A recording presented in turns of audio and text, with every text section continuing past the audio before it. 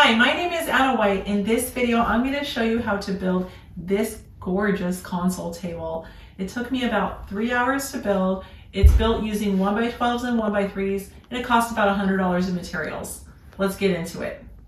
If you'd like to build this project, the free plans are linked in the description, and they are very detailed and will walk you through everything.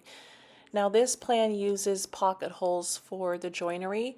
If you don't have a pocket hole jig, make sure you check out my other version of this console table, which I built using just a brad nailer.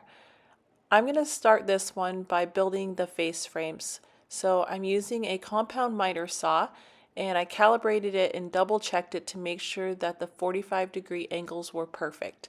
Then I cut my face frame boards, and I'm going to pocket hole the face frames together first. So you have to be careful where you place the pocket holes so they're not exposed on the outside edges with the 45-degree angle cuts. I just drilled 2 pocket holes on each end of the vertical face frame boards. And then I just carefully place them together, matching the corners and attached with 1 1/4 inch pocket hole screws. I built 2 frames that were identical. Once the face frames were finished, I can start working on the 1x12 carcass pieces. So this is the top. The ends are both cut at a 45-degree bevel.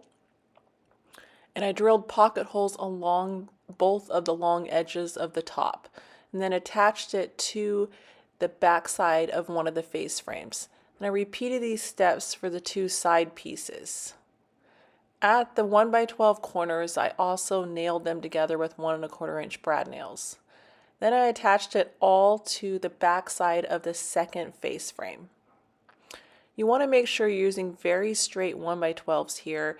Any warping or cupping will really set this project off. This is the bottom shelf piece I'm placing. It is cut with square ends and just pocket holed in. Finally, I attached the insides of the legs. I attached those with 1 1/4 inch brad nails. I also screwed it from the bottom. I sanded everything with 120 grit sandpaper and then wiped on a golden oak stain color. I felt it was just a little off and lacked dimension, so I did a whitewashed effect by applying just a little bit of paint over top. It turned out absolutely gorgeous.